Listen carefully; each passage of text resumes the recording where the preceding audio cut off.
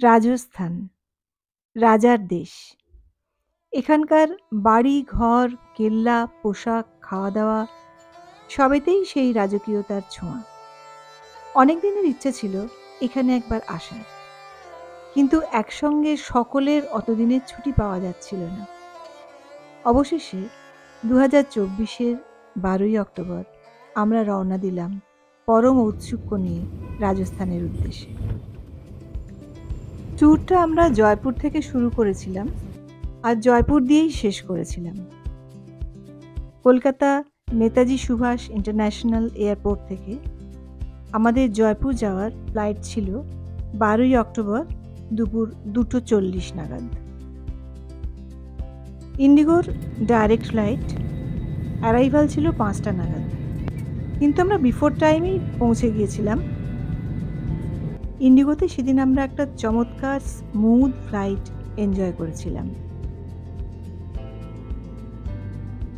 বেশ কয়েকবার air travel করা হয়ে গেলেও এখনো কিন্তু একটা থ্রিল ফিল করি এই ব্যাপারটাতে। প্লেন যখন পেছোতে শুরু করে তখন থেকেই ভিতরে কেমন একটা গুড়গুড় করতে শুরু করে। রানওয়েতে বেশ কিছুক্ষণ হাঁটাহাঁটি করে তারপরেই হুশ করে একেবারে কিছুক্ষণের মধ্যেই মেঘের দেশে। সেটা ছিল বিজয়া দশমীর বিকেল। ওয়েদারও খুব ভালো ছিল সেদিন। নিচে সাদা মেঘের ওপর সূর্যের আলো পড়ে চমৎকার ইথেরিয়াল চার্ম ক্রিয়েট করেছিল।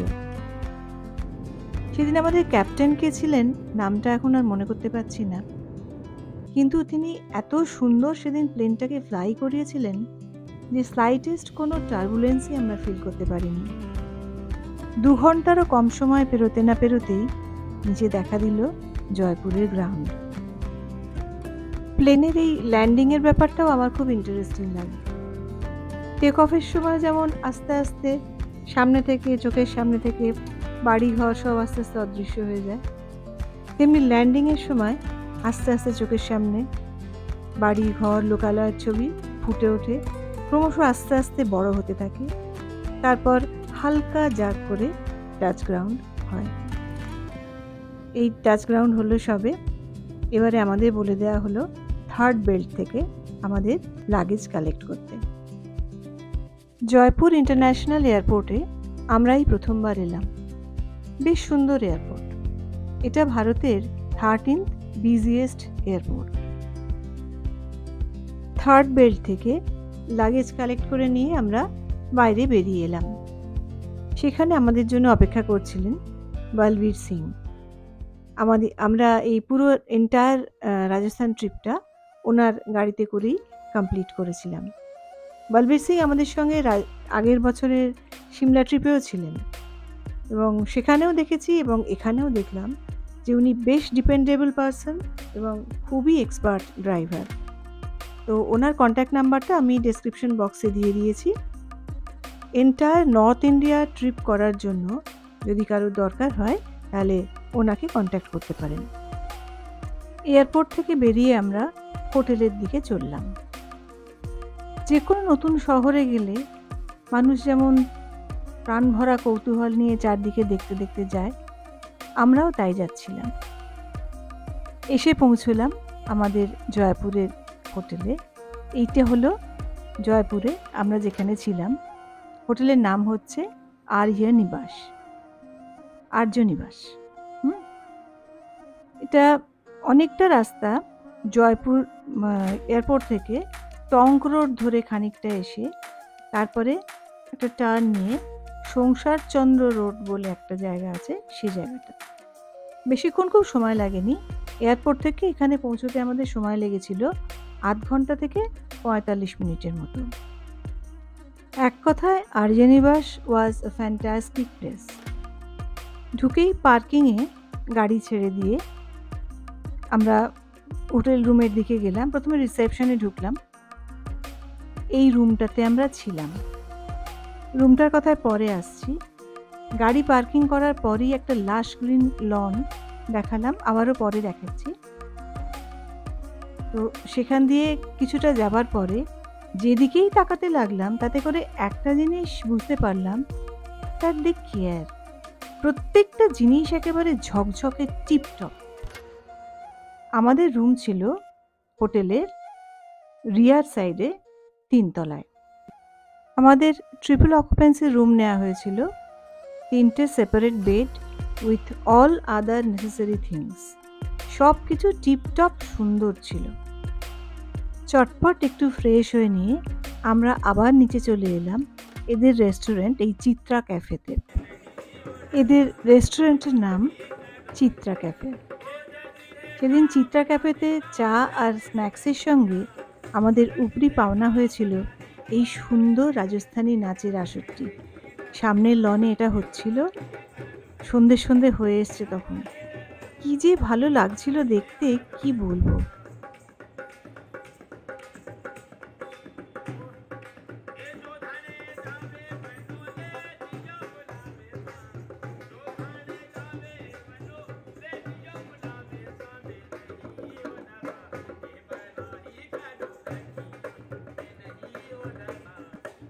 খানিকটা পরে আবার নাচের টাইপটা চেঞ্জ হলো। এবারে মাথার ওপর বাটির মধ্যে আগুন নিয়ে নাচ। সবাই দেখছিল, প্রচুর ট্যুরিস্ট। তখন তো এটা তো পিক টাইম, একদম পুজোর ছুটির মধ্যে প্রচুর ট্যুরিস্ট ছিল। কেউ লনে, কেউ আমরেলার নিচে, কেউ বারান্দায় বসে এনজয় করছিল এই প্রোগ্রামগুলো। এদের সঙ্গে কথা বলে দেখেছি প্রচুর ফরেনার ট্যুরিস্ট। তো কথা বলে দেখেছি না, এত সোশিয়েবল, অ্যামিকেবল, যে মানে সত্যি মন ভালো হয়ে যায়। সত্যি সারা পৃথিবীময় যদি বন্ধুত্বটা ছড়িয়ে দেওয়া যেত, কি ভালো হতো না। এই লনটাও দেখো কি সুন্দর, একদম লাশ গ্রিন আর কালারফুল। অ্যাম্বিয়েন্সটা সত্যিই মাইন্ড ব্লোয়িং। এটা পরদিন অর্থাৎ 13th অক্টোবর। চিত্রা ক্যাফে থেকে সকালবেলা বাফে ব্রেকফাস্ট করে নিয়ে আমরা এখন চলেছি জহুরি বাজারের মধ্যে দিয়ে, জয়পুরের ফেমাস জহুরি বাজার, তার মধ্যে দিয়ে চলেছি আমের ফোর্টের উদ্দেশ্যে। 1592-তে রাজা মানসিং এই ফোর্টটি নির্মাণ করিয়েছিলেন। স্যান্ডস্টোন আর মার্বেল দিয়ে তৈরি এই বিশাল দুর্গটি। পিঙ্ক সিটি জয়পুরের একটা মেইন অ্যাট্রাকশন হলো এই অম্বর ফোর্ট বা আমের ফোর্ট। অ্যাপ্রক্সিমেটলি 45 মিনিটস আমাদের লেগেছিল আমাদের হোটেল থেকে আমের ফোর্ট পৌঁছতে। বিশাল একটা লেকের ওপাশে সুউচ্চ আমের ফোর্ট প্রথমে চোখে পড়ল। এই লেকটির নাম হচ্ছে মাওতা লেক। ফোর্টটা বেশ কিছুটা উঁচুতে পাহাড়ের ওপরে অবস্থিত। গাড়ি করে পাহাড়ের ওপরে উঠে ফোর্টের মুখ অবধি যাওয়া যায়। এই রাস্তাটা পুরোটাই আমরা গাড়ি করে যেতে পেরেছিলাম, কিন্তু পুরো রাস্তাটায় ভীষণ জ্যাম ছিল। যাবার সময় রাস্তার দুপাশে এরকম লোকাল হ্যান্ডিক্রাফটসের সুন্দর সুন্দর দোকান দেখতে পেয়েছিলাম। ফোর্টের এন্ট্রান্স অবধি আমাদের পৌঁছে দিয়ে বলবীরজি গাড়ি নিয়ে পার্কিং লটে চলে গেলেন, আর আমরা এখানে ঢোকার জন্য একজন গাইড নিয়েছিলাম। গাইডের ফিজ মোটামুটি দেখলাম 300 থেকে 400-র মধ্যে ভ্যারি করে। ঢোকার মুখেই সেই পরিচিত সুর মন একদম ভরিয়ে দিল। কি সুন্দর বাজাচ্ছিলেন মানুষটি এখানে বসে বসে। এখানেও নানান জিনিস সাজিয়ে লোকে পসরা নিয়ে বসে আছে। সব দিকটাই দেখতে এত ভালো লাগছিল। আর দূরে ওই একটুখানি দেখা যাচ্ছে একটা চূড়ার মতো উঁচু, ওটা জয়গড় ফোর্ট। আমরা এই রাস্তা দিয়ে ফোর্টের ভেতর দিকে চললাম। রাস্তা সোজা উপর দিকে উঠে গেছে। এই স্টেপসগুলো হচ্ছে রাজার উপরে ওঠার রাস্তা, আর এই পাশের এই স্ল্যান্টিং যে স্লোপটা রয়েছে, এটা রানীরা ব্যবহার করতেন, as per our guide's version. আমাদের গাইডের নাম ছিল দশরথ সিং। ছবিতে ব্লু শার্ট পরে যিনি রয়েছেন, উনি হচ্ছেন আমাদের গাইড। সেদিন ভেতরে প্রচুর স্কুল স্টুডেন্টস এসেছিল, তাদেরকে ঘুরিয়ে দেখানো হচ্ছিল ফোর্টের ভেতরটা।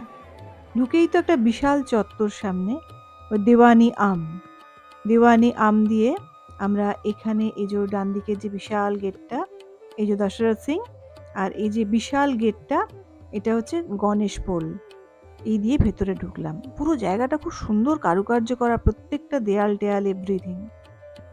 গণেশ পোল দিয়ে ভেতরে ঢুকে দেওয়ানি আম, শীষমহল এইগুলো পড়ে। এই জায়গাটা এসে আমরা আমাদের গাইড দশরথ সিং এর অনুপ্রেরণায় কিছুটা ফটো সেশন করে নিলাম।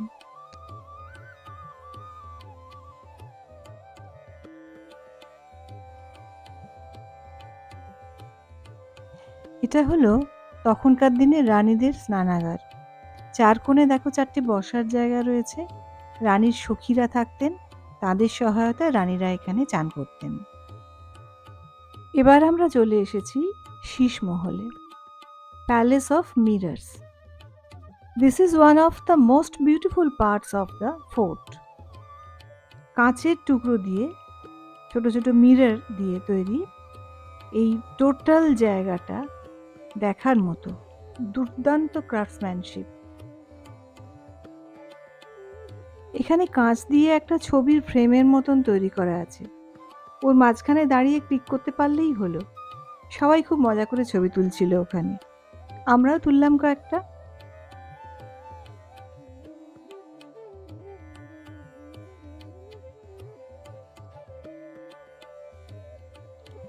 আমের ফোর্টের পেছন দিকে আরও একটা লেক আছে, এর নামটা খুব সম্ভবত সাগর লেক।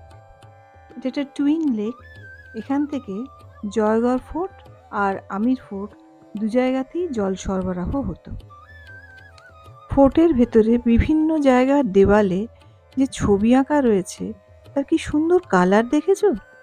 এটা হলো দেওয়ানি খাস, আর এটা হলো সেই বিশাল কড়াই যা অন্তঃপুরে রান্নার জন্য ব্যবহার হতো।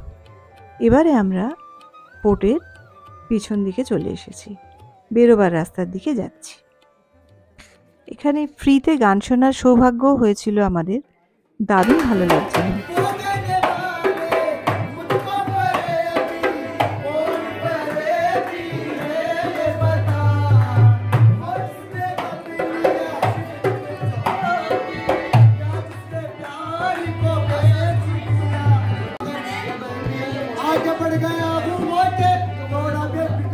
এই জায়গাটা একটা শোরুম বা দোকান টাইপের ছিল, খুব ভালো আতর বিক্রি হচ্ছিল এখানে। ফোর্ট থেকে বেরিয়ে একটু নিচে নেমেই জয়পুর হ্যান্ডিক্রাফটসের একটা বিরাট ওয়ার্কশপ প্লাস শোরুম আছে, সেটা ঘুরে দেখে জহুরি বাজারের মধ্যে দিয়ে আবার আর্যনিবাসে আমরা ফিরে এলাম। পথে পড়ল হাওয়া মহল। মহারাজা সোয়াই প্রতাপ সিং এর তৈরি এই বিল্ডিংটি হলো unique example of Hindu Rajput architecture. Red and pink sandstone দিয়ে তৈরি মহলটি জয়পুরের একটি চিফ অ্যাট্রাকশন। রাত্রিটা হোটেলে রেস্ট নিয়ে পরদিন আমরা বেরিয়ে পড়লাম নাহারগড় ফোর্ট দেখতে। এখানে একটু বলে নিই, আর্যনিবাসে আমাদের রুম ট্যারিফ ছিল 4500 with GST and breakfast included. ব্রেকফাস্টে fruit juice, idli, vada, sandwich, masala omelette, porridge, boiled veg etcetera etcetera সব কিছু থাকতো। আমরা পেট ঠেসে ব্রাঞ্চ করে বেরিয়ে পড়তাম। আজকেও তেমনি ফুল হয়ে নিয়ে বেরিয়ে পড়েছি নাহারগড় ফোর্টের দিকে। নাহারগড় ফোর্ট বলতেই আমার প্রথমেই মনে পড়ে ছোটবেলায় দেখা সোনার কেল্লার সেই দুষ্টু লোককে ভ্যানিশ করার দৃশ্য, যেটা এই নাহারগড় ফোর্টেই শ্যুট করা হয়েছিল। এই ফোর্ট মেনলি তৈরি হয়েছিল 1734-এ। তৈরি করেছিলেন মহারাজা সোয়াই জয় সিং। আরাবল্লী পর্বতের প্রান্তে অবস্থিত এই ফোর্টটি জয়গড় ফোর্টের সঙ্গে কানেক্টেড হয়েছে পাহাড়ের গায়ে উঁচু পরিখার দ্বারা তৈরি ফর্টিফিকেশনের মধ্যে দিয়ে। এই ফোর্ট চারপাশে কিন্তু ডেন্স ফরেস্ট রয়েছে, যেখান দিয়ে আমরা এলাম। আর নাহারগড় মানে কিন্তু অ্যাবোর্ড অফ টাইগার্স, মানে বাঘের ডেরা। গাড়িতেই আমরা একদম মেন এন্ট্রি গেটের সামনে অবধি চলে এলাম। এর পাশেই বুকিং কাউন্টার, সেখান থেকে এই যে বুকিং কাউন্টার, সেখান থেকে টিকিট কেটে নেওয়া হলো। ইন্ডিয়ান সিটিজেনদের জন্য 50 টাকা পার হেড, স্টুডেন্ট হলে 5 টাকা, আর ফরেন ট্যুরিস্টদের জন্য 200 রুপিস। তো টিকিট কেটে আমরা ভেতরে ঢুকলাম। নাহারগড় ফোর্ট হলো ইন্দো ইউরোপিয়ান আর্কিটেকচারের একটা প্রাইম এক্সাম্পল। মেন এন্ট্রান্স দিয়ে আমরা যেখান দিয়ে ঢুকলাম এটাকে টেডি গেট বলে, আর ফোর্টের মধ্যে বিশাল কোর্টইয়ার্ড রয়েছে।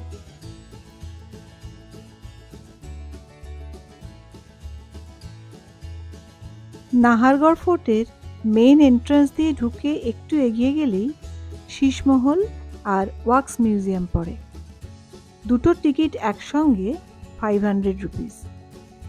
তো এটার ভেতরে আমরা ঢুকিনি, কারণ যারা এটা দেখে বেরোচ্ছিল তারা খুব একটা ভালো রিভিউ দিচ্ছিল না, আর শীষমহলে ফটোগ্রাফিও অ্যালাউড নয়। তো আমরা বাইরেটাই ঘুরে ঘুরে দেখছিলাম মনের আনন্দে। এখানে ফোর্টের মধ্যে একটা ভিউ পয়েন্ট আছে, সেখান থেকে পুরো রাজস্থান শহরের একটা খুব ভালো ভিউ পাওয়া যায়। সবাই এখানটায় ওই জন্য একটু দু একটা স্টেপস দিয়ে ওপরে উঠে গিয়ে এই ভিউটা নিচ্ছিল ছবি তোলার জন্য।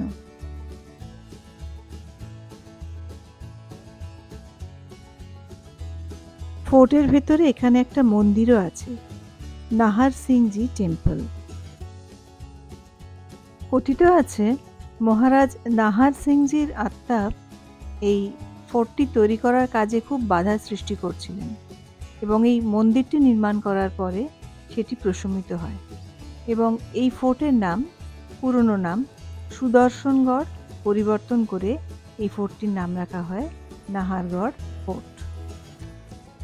এখানে যে মেন প্যালেস মাধবেন্দ্র ভবন, সেছাড়াও জয়সিংয়ের 9 জন রানীর মহল এখানে আছে। আর্কিটেকচার দেখার মতো, এবং খুব সুন্দর সুন্দর ফ্রেস্কোও করা আছে এখনো, যেগুলো দেখতে ভালো লাগে।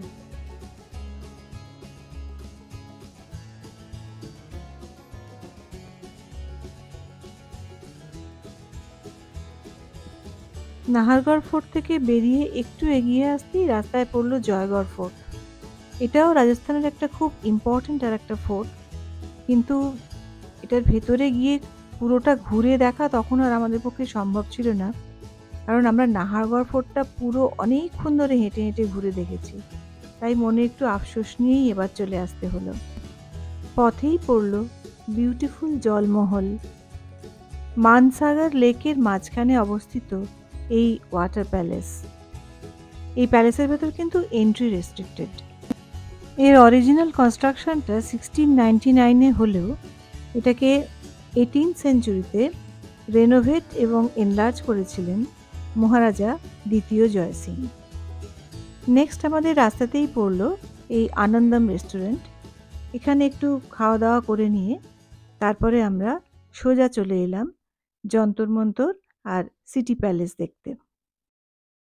যন্তর মন্তর জয়পুরের একটি উল্লেখযোগ্য দর্শনীয় স্থান। রাজা সোয়াই জয়সিং এটা তৈরি করেছিলেন, আর কমপ্লিট হয়েছিল 1734-এ। এটা একটা ইউনেস্কো ওয়ার্ল্ড হেরিটেজ সাইট। ঢুকতে গেলে টিকিট আছে। ইন্ডিয়ানদের জন্য 50 টাকা, ফরেনারদের জন্য 200 টাকা, আর স্টুডেন্ট হলে 15 টাকা।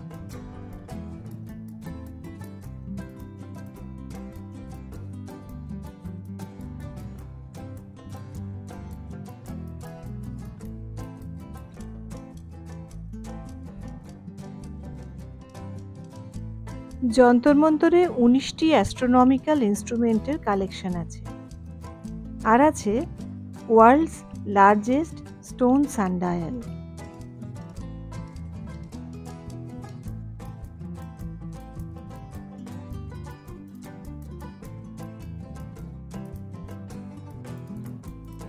এখানে ভিজিটার প্রচুর, আর বিকেলের দিকের ভাইবসটাও খুব সুন্দর ছিল। ওই অ্যাস্ট্রোনমিক্যাল স্ট্রাকচারগুলো ঘুরে ঘুরে দেখতে বেশ মজা পাচ্ছিল সকলে, এবং সেই সঙ্গে আমরাও। যন্তর মন্তর খোলা থাকে সকাল 9টা থেকে বিকেল 4:30 অবধি। আমরা বিকেলবেলায় এখানে এসেছিলাম, আর যন্তর মন্তরের পাশেই হচ্ছে ঠিক সিটি প্যালেস, ওর ভেতর দিয়েই ওখানে চলে যাওয়া যায়।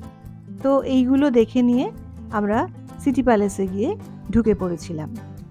সিটি প্যালেসের জন্য অবশ্য আলাদা টিকিট আছে। ইন্ডিয়ানদের জন্য 200 রুপিস আর ফরেনারদের জন্য 700 রুপিস।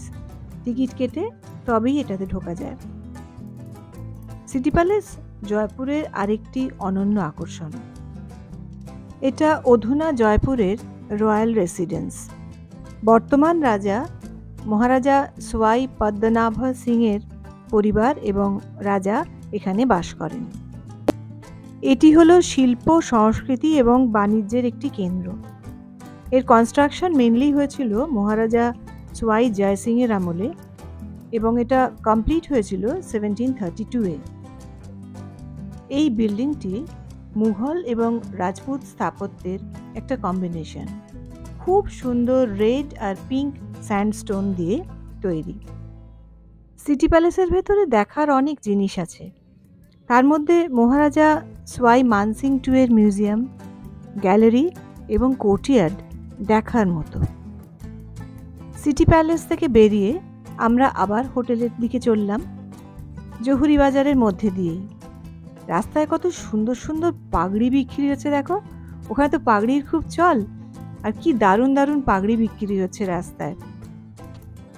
পরদিন 15 অক্টোবর আমরা জয়পুর থেকে বেরিয়ে পড়লাম বাই রোড বিকানির হয়ে জয়সলমীর যাওয়ার জন্য। সেদিন রাত্রিটা আমরা বিকানিরে স্টে করেছিলাম ডিস্টেন্সটা কমিয়ে নেওয়ার জন্য। রাস্তায় একটা সুন্দর রেস্তোরাঁয় কিছুক্ষণ দাঁড়িয়েছিলাম কিছু খেয়ে নেবার জন্য। ওখানে কিউরিও শপও ছিল। ঘুরে টুরে দেখে চললাম বিকানিরের উদ্দেশ্যে। যেতে যেতে গাড়ি থেকেই খুব সুন্দর একটা সানসেট দেখতে পেলাম।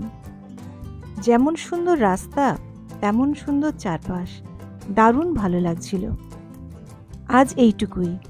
পরের গল্পটা বলবো জয়সলমীর থেকে। ভিডিওটা কেমন লাগলো জানিও কিন্তু।